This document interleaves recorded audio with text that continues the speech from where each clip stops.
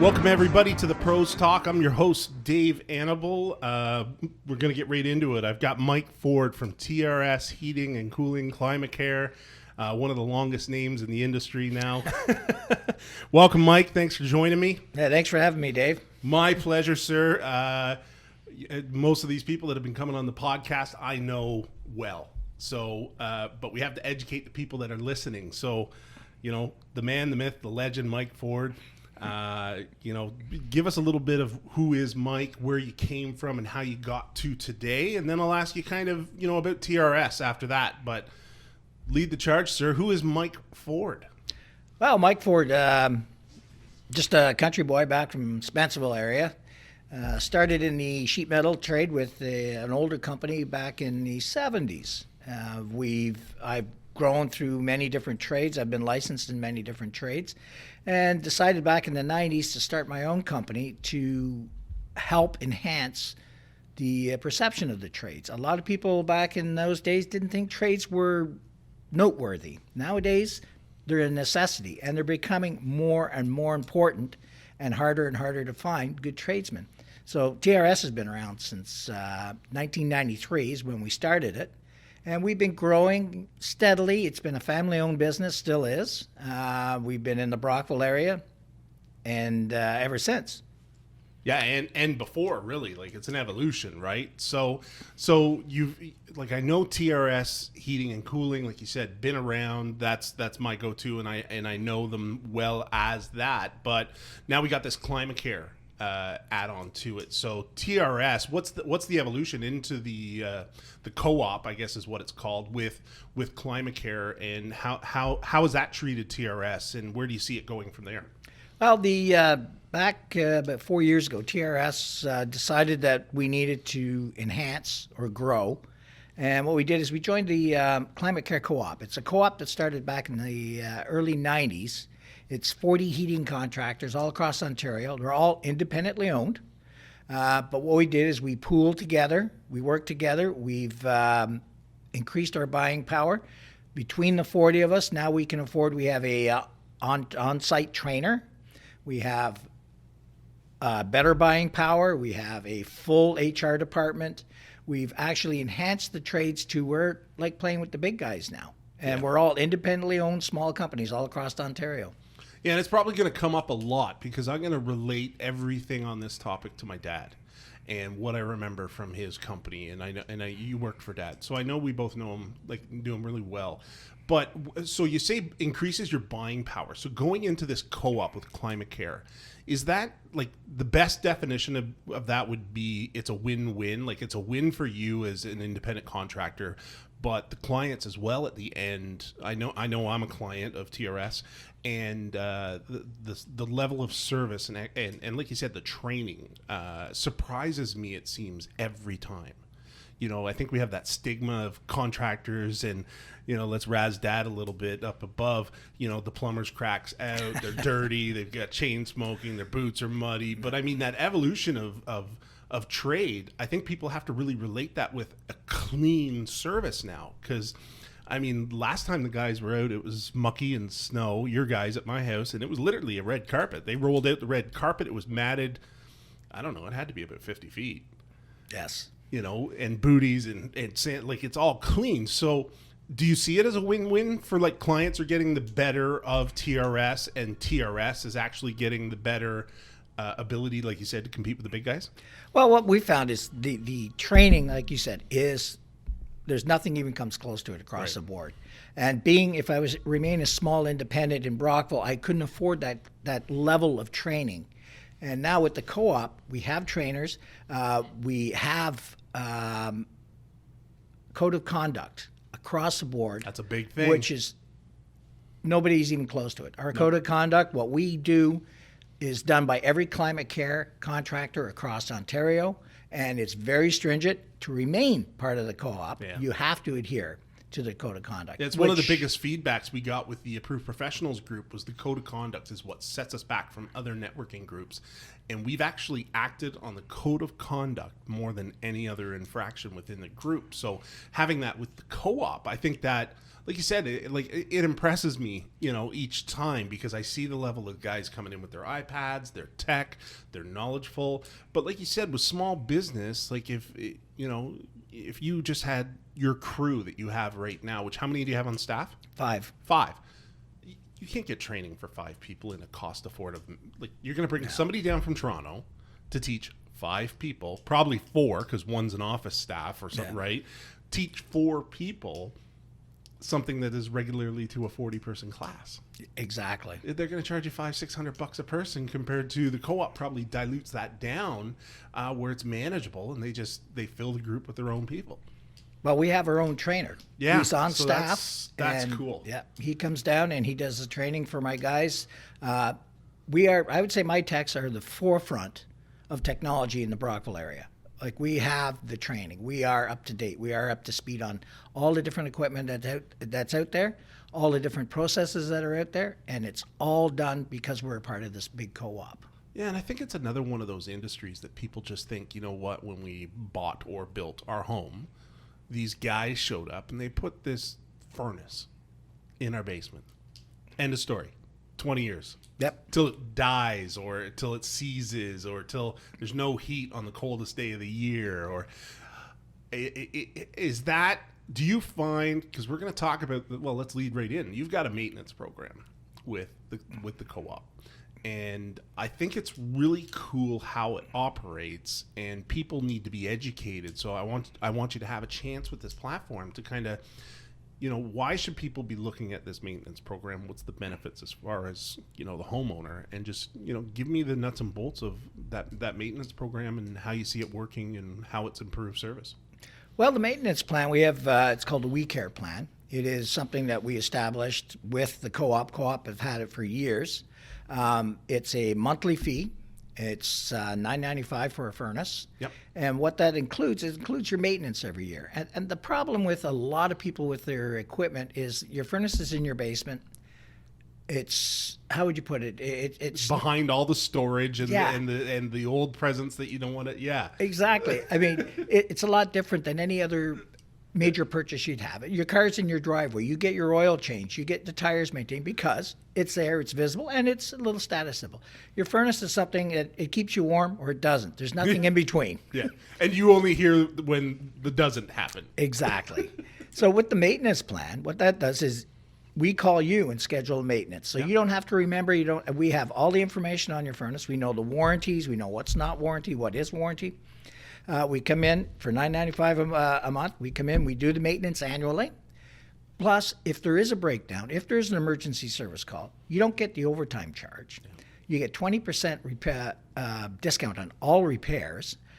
It's a better deal for the homeowner. The advantage to TRS as a company is we schedule the maintenance plans. When we're a little slow and my mechanics don't have a full day schedule, we'll schedule a maintenance plan. Yeah. It saves me from having to send somebody home or pay them to stand around. Pay them to sit in the shop. That's where I was exactly. going. But now you're getting your maintenance at a highly discounted rate because at $9.95 a month, that's only about $120 a year. Yeah, we've had no service on our furnace probably in the past 6-7 months. And we've been paying that $11.13, whatever it works out to be after taxes. Yeah. Just comes off our credit card. A week ago, we got an email that says our furnace is due for maintenance. And Natasha, my wife, she responded. And as we were starting the podcast, I got a text with a photo of my technician, the name of my technician, and the estimated time of arrival. And they'll also, like you said, when we were talking about it before we went on air, I'll get a text saying he's arrived, and he'll be in and out and let us know what's up. And so do you see the maintenance plan then kind of like cars, right? Like cars are horrible if you don't, get an oil change, rotate the tires, all that stuff.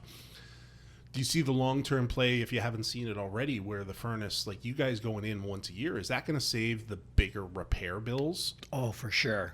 for sure. What you got to look at is the equipment that's being installed in this day and age.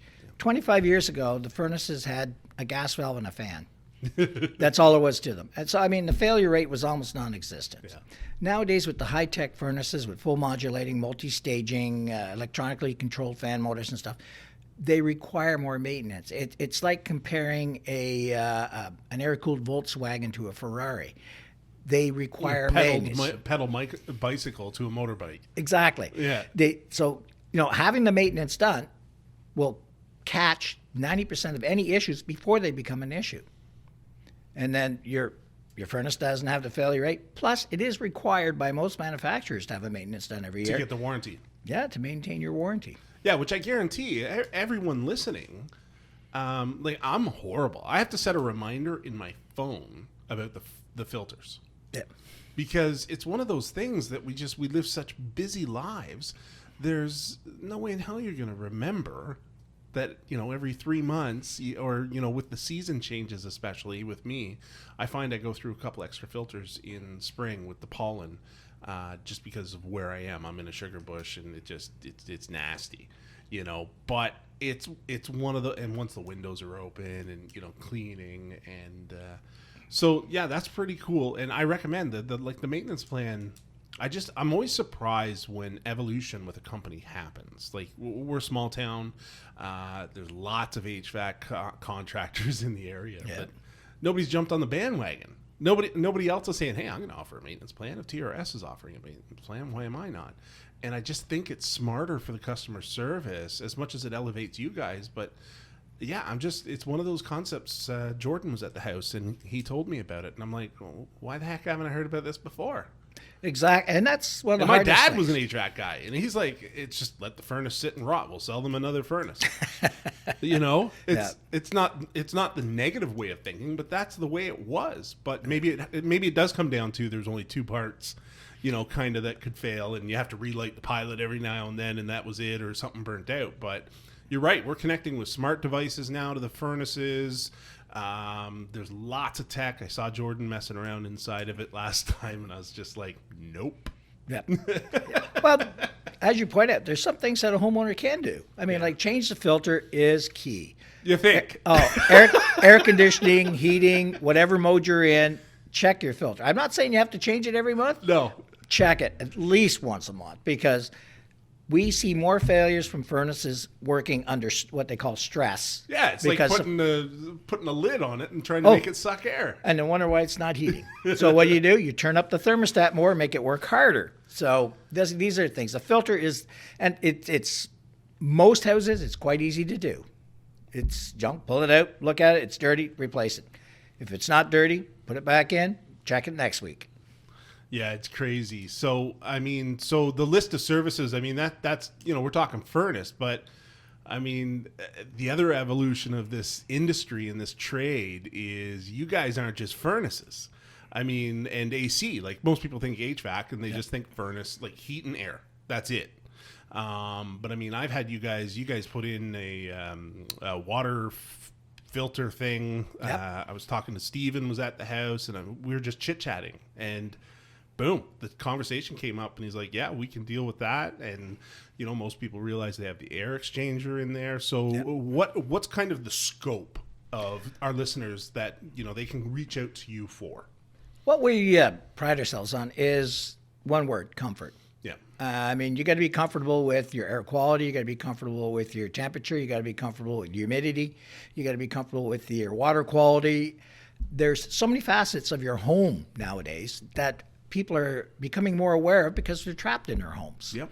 And what we're seeing and what we've always done is we have, ventilation, humidification, air movement, air quality, UV lights, water filters, water softeners.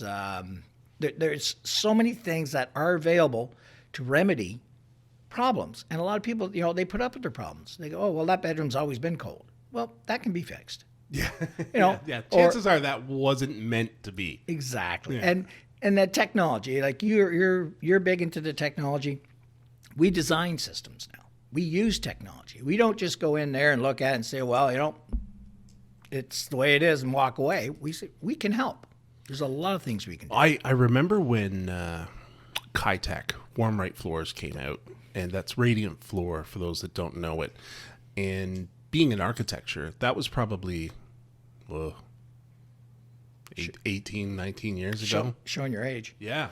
Well, the older I get, the older you are, because you've known me for a long time. Yeah. But I remember when they came out, and the big thing with radiant floor at the time was zone control. Yes. We can focus your heat, like forced air and original radiant heating. You'd be paying to heat under your sofa, and we're all hoarders at nature. I mean, we all have too much crap in our house, and it's getting worse as we evolve. But the radiant floor, you could heat the inner core and leave the outer rim on a warm setting. Furnaces are getting that way now. And like you said, you guys use tech, but I mean, even this smart tech, like the Nest system and all these other guys, they use tech to learn where you're living, where the warmth needs to be. We all have the programmable thermostats now that allow us to control wake, leave, arrive, everything else. Do you see much more happening there, or do you think we've just scraped the surface on what we're able to do? The big thing with technology, it's amazing. Like you have a lot of the modulating furnaces now run what they call fuzzy logic. Yeah. It learns how long it takes for your house to get warm. So it'll start cycling long before you require it. Like that logic's available, and actually it's being used now because a lot of the technology that's out there, like they have now room sensors. Yeah. They don't heat until you go in the room. Yes. It's becoming more affordable. And that's the key thing. Is 10 years ago, this technology was there. Yeah. But it was phenomenal pricing. Yeah. Actually, one of the largest ones was the what's it called? It was a company in Brockville that actually developed and built a zone system. They're no longer in Brockville. They're up on California Avenue, but they were cost prohibitive. That was the biggest issue they had with it. Now that the pricing's coming down on the tech, we can do almost anything. We can, run room on air conditioning, another room on heating, all off the same system.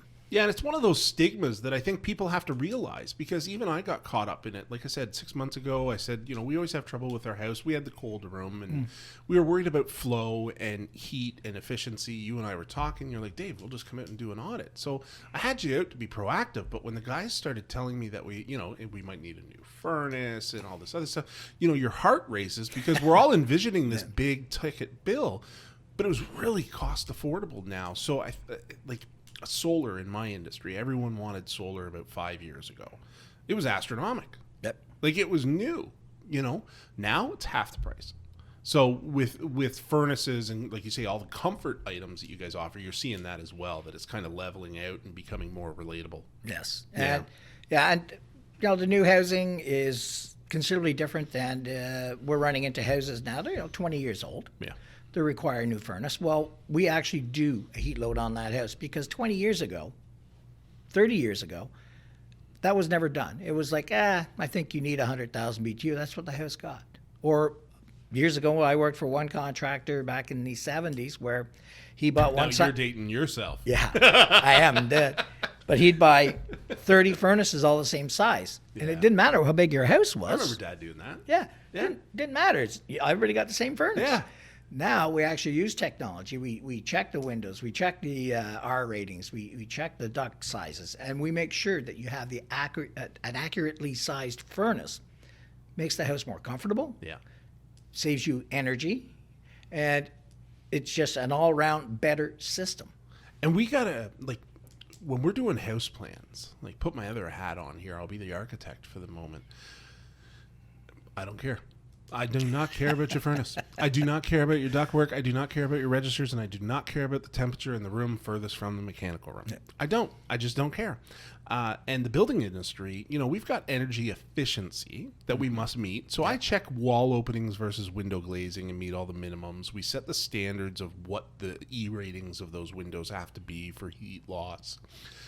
But it's the majority of Ontario, when you make application for building permit, the heat loss, heat gain, and the mechanical design summary it's supposed to be provided at time of permit. It's actually allowed to be deferred just until they hire their HVAC contractor. That's changing.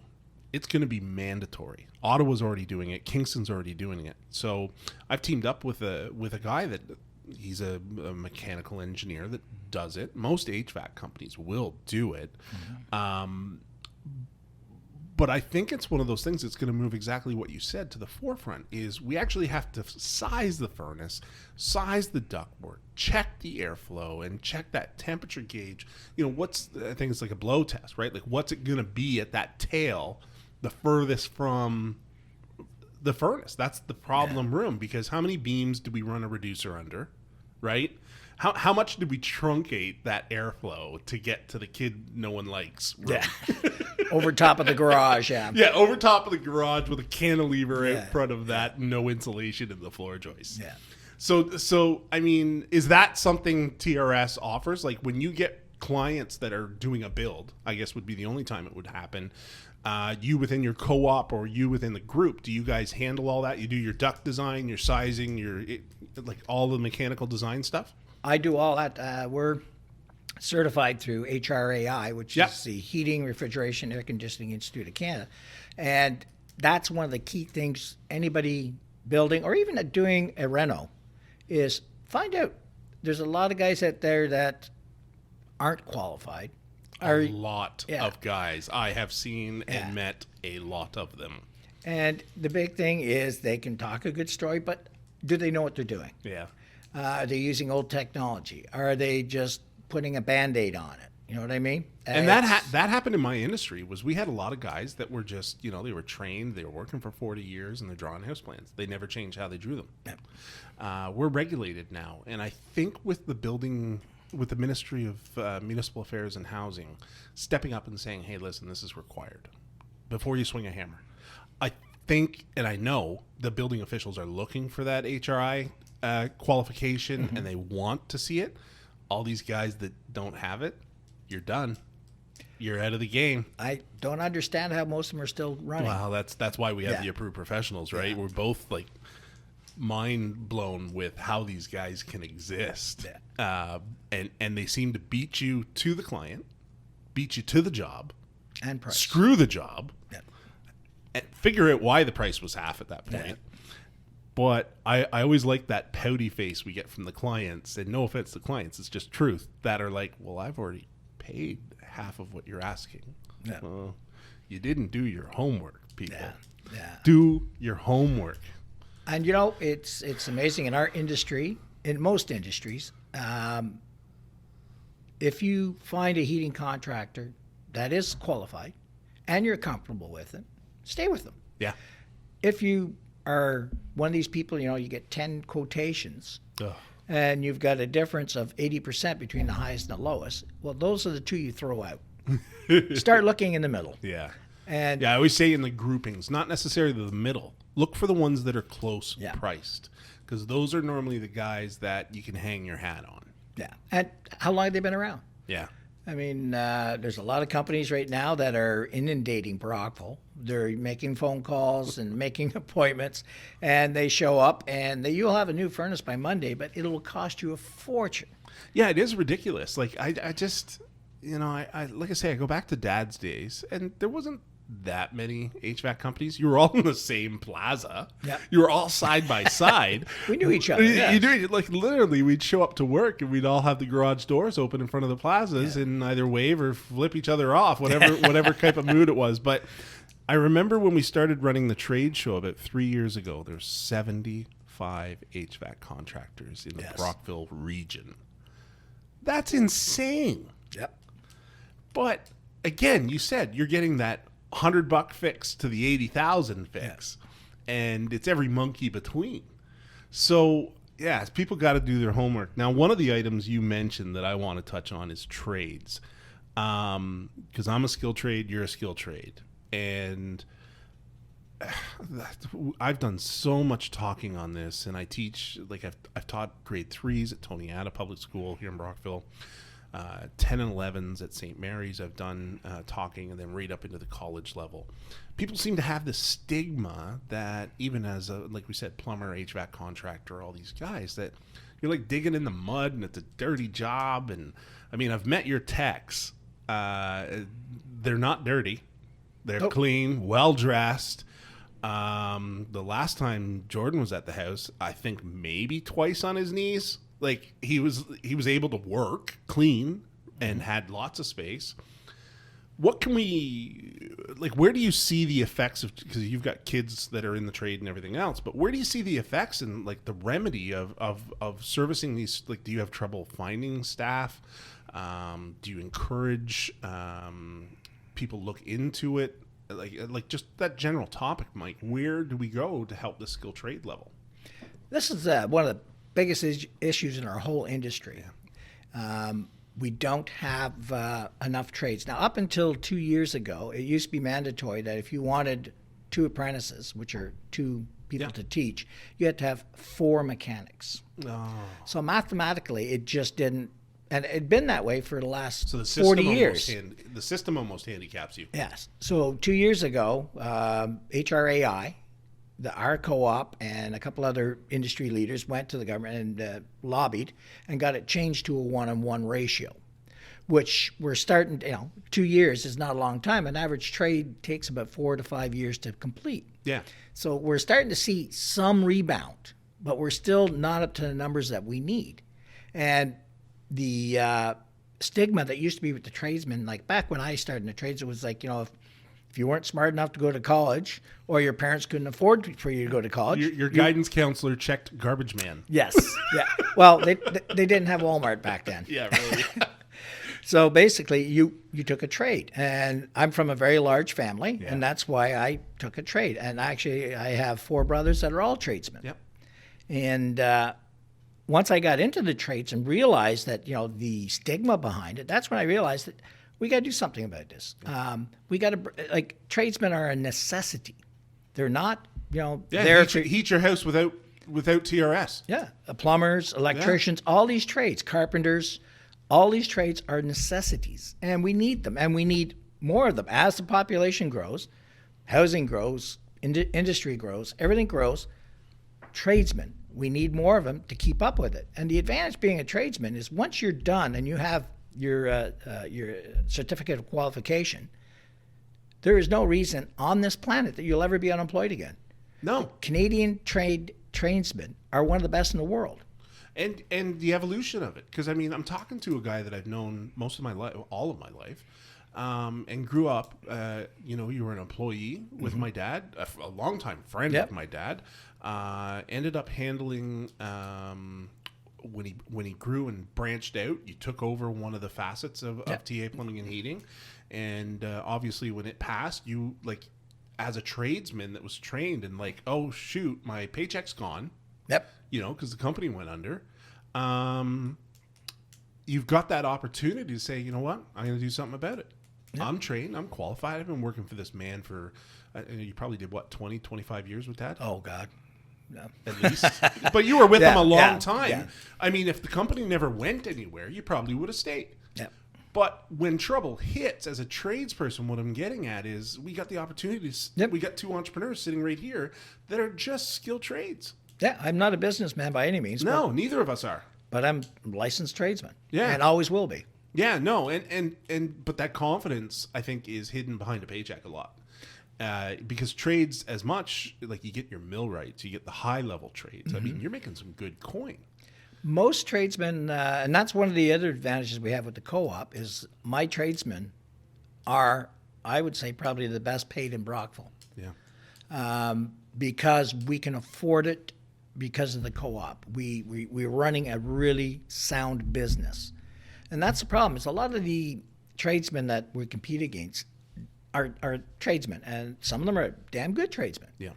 They lack business sense. They lack enough, foresight to say they need training. We need to figure out how to do this on a better level. We need to learn the new technologies. They don't have the time, the money, or the expertise to do that. And not only that, Mike, I think it's a mental thing too, because I think every time you and I talk, I'm always, again, I've known you my whole life, and I know what type of businessman my dad was, and I know what type of businessman he would have taught you to be if you would have kept going in his path. Same with me. With the co-op, I've seen that evolution with you. Like you said, you just said you're not a business guy. No, you're not, but you are, because the stuff you're learning now, like before we came on the air, we're talking about social media statistics, viewers, marketing strategies, and then we were talking about price, like knowing your comps and knowing your go-tos. That's really key. And I think you're selling yourself short. You are a businessman, and that evolution is impressive, because you're competing against people my age that are tech savvy, right? They were bred on a computer where you weren't. No, I think we had a calculator was the closest thing I ever had to a computer. Exactly. Yeah, like it was. You just let the paperwork pile up. Yeah. Somebody took it away and did it. Yeah, shred it. Yeah. That's where Dad tipped his cigarette. It burnt. Yeah, gone. It's filed. Yeah. 7 years is up. Yeah. But no, that's a compliment, because I know you're learning the game, and I refer to it. All of our listeners know entrepreneurship is a game. It is when to zig, when to zag, when to go up, when to go down, when to hold back, and when to push forward. And it's like madness. Because I mean, we just learned that, right? COVID. Yeah. None of us saw it coming. Nope. None of us were warned it was coming. People saw it coming. Bill Gates saw it coming. Yeah, he did. And there's actually, I've told a few people, there's two Obama videos. Obama and Gates, I think, both had like 7 years ago. Yeah, there was one with Bill Gates, and I know Obama talked about it after he got elected, but Bill Gates, like 7 years ago, said the only thing to jeopardize mankind would be what we just experienced. Yep. And that it would be genetic, and that the whole 9 yards, not to be a conspiracy theorist. But so I mean, with that talk about the pandemic and what the effects, kind of wrap up the podcast a sense here is, I just got notice this morning we're looking at 8 months for trusses. Lead time. Wow. Yes. There's no 9.5-inch floor joists. There are none. We can get 12-inch, but you know what's going to happen in Walmart philosophy, right? Everyone's going to switch to the 12s. The 12s are going to go away. Nobody wants to pay for 14s. You can't use nominal wood anymore, because apparently trees just don't grow straight enough and can't span far enough anymore. Yeah. But it's because we're growing too fast. There's not enough density in the wood, so the span tables for nominal wood are going down and engineered wood's going up. And that's the legit truth behind it. Where I'm going with this is, have you seen a supply chain issue? Oh, dramatic. Last year we were running, to date, until last year, we used to keep maybe 2-3 furnaces in inventory. Yeah. Now we keep 10. Yeah. Because the supply. Are they all the same size? No. And they have different features also. But I was keeping you real. That's good. But yeah, we saw a huge dip last year in the air conditioning field, and in coming into the fall, the furnaces, we just couldn't obtain any inventory. And the ClimateCare Group's one of the largest buying powers in Ontario. And when we have an issue, everybody has an issue. Yeah, and I think that reality, we're experiencing it with clients. I know you do seasonably, where it's they stomp their foot and they need us. That's it. Yours would be heat out or air not working. Yeah. Hottest day, coldest day. Probably your worst nightmares. Mine's spring. What we're staring down right now. Yeah. The trees are running. We get rain. We're getting these yin-yang days. But everyone wants to build. They're like, oh, we want to beat the punch. And I'm like, the punch started in December with the people that planned ahead. Yeah, actually last fall. Yeah. Normally, like anyone listening, for us, it's the fall. Much like what I did with you is, I think it was like August. I'm like, hey, Mike, winter's coming. Can we just take a look at my system? No. I'm not going to wait till December when it finally, my daughter's frozen to her bed because it's minus 30 outside and minus 40 in her room. Yeah. Be proactive. So for me, it's the fall, but I think people have to realize that there's no more rush. And I've said it a lot, is COVID taught anyone anything, hopefully, over the past 12 months. People have learned patience. We're all in lines now. We all have to take our turn. The lines are longer because we have to be so far apart. But materials, like it happened at the manufacturing end too. Like these furnaces and supply and refinery and mills, they all had to slow down too, which means eventually, it's going to come out of the funnel. But I don't think we'll ever hit the speed we hit before. No, the ripple effect, like even I actually toured some of the manufacturing plants, and the way the plants used to operate is, a lot of people building equipment. Yeah, all sitting on top of each other, just go. Now it's a lot of robots. Yeah. And they've slowed down the process. Yeah. It used to be like we carried the Keep Right brand. They'd build 8,000 furnaces a day. Now they're building 4. Okay, half production. That's not a bad thing. But no, you got to remember, it's been almost a year doing that now. And it's like, okay, they have no intentions on increasing it until everything else gets back up to speed. And now they're running into problems with the raw material. Yeah. Yeah. And that's, I think that was a 4-year coming when the steel tariffs and stuff came in, that, all these little ripples, that butterfly effect, one butterfly makes a hurricane, a million miles away type thing. But we've had a whole bunch of ripples in the past little while that I think we're going to see all come to. But me personally, as a business owner in my industry, I think you're going to agree. We could slow down a bit. It's not bad. Like, we don't need to work 9 hard hours a day. No. What we do requires mental thought, the ability, the time to process. I get clients sign a contract and they're like on a Friday, and Monday I'm getting an email saying, "Are they ready?" And I'm like, Yes. No, they're not. Yeah. You need due time.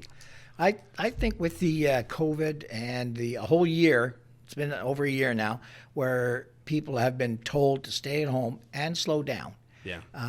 I think one of the biggest complaints that I had, a friend of mine who's a doctor, was he's saying the mental health issues that arouse from this. I think a lot of that has to do with having to slow down. A lot of people are having an issue slowing down. They're used to the fast pace. Now, you go home after work. It's not like you got a million things to do anymore. Enjoy your family. Enjoy your home. Yeah, you're describing someone like me. You've said it a million times. Like, how many things do I need on my plate? How many things do I need to be doing? That is my creature. My dad wasn't like that. Dad, Nope. shut it off at 5 o'clock, man. It's over. Yeah. Probably 4:30. Say 5 o'clock, but 4:30, shut it down. I go, and I'm bored. Well, you got to find a median. Well, we do, but I mean, that's the positive of it. I don't think society's going to hurt from slowing down a bit, from being able, telling your tech guys that, you don't have 9 jobs because the rest of the week is 9 jobs a day. Mm-hmm. We can guarantee we have work longer because we're going to spread them out more and change that society thought process and curve the society to realize we need time to do it right. More quality, less quantity. Exactly. Well, that's when you said the manufacturing was going slower. Mm-hmm. That's not a bad thing, people. No, they actually never laid anybody off. They slowed down. I think instead of 12-hour, they used to run 4 12-hour shifts. Wow. Now they're running the 5/8s, and I guess everything's running smooth. Yeah. Well, like I say, less errors. People are less tired. They're happier. That quality whole work is environment. improved. Yeah.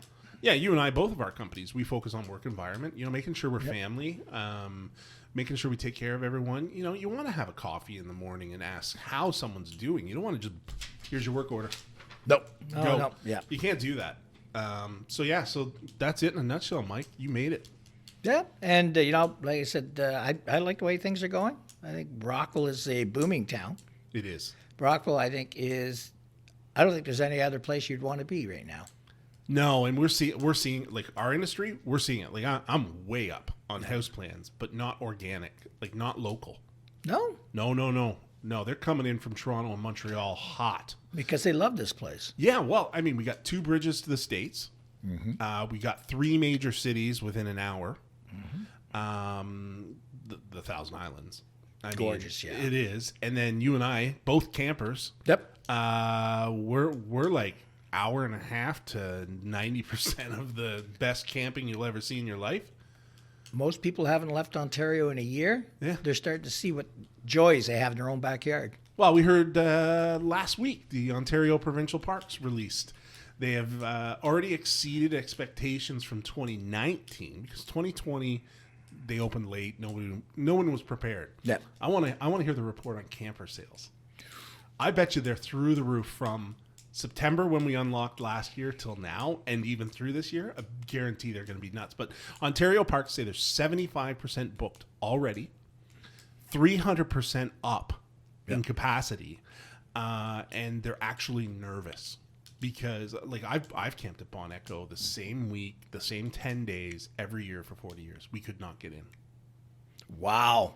And we had 4 computers clicking, click, click, click, click, click, at 6:59. Click, click, click, click, click, click, click, click. No, nothing. And we had 4 sites that we were targeting to get the whole family up. It's gone.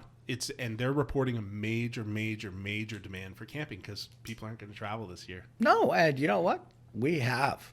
Yeah. Why do you go to Bon Echo? We have some of the most gorgeous country in the world. Yeah. So that's what I said. The provincial parks and some of the other parks, like, not knocking any other parks, but the provincial parks are definitely next level. Private. Yep. You know, and like you and your wife, you did like how many campsites, like campgrounds did you do? You went on like a little tour. Yeah, we went all the way up to north of Thunder Bay, staying at provincial parks all the way up, and then come back down along Lake Superior and all that, staying at provincial parks. We were gone for 16 days. But you did like 8 or 9 campground. I remember following.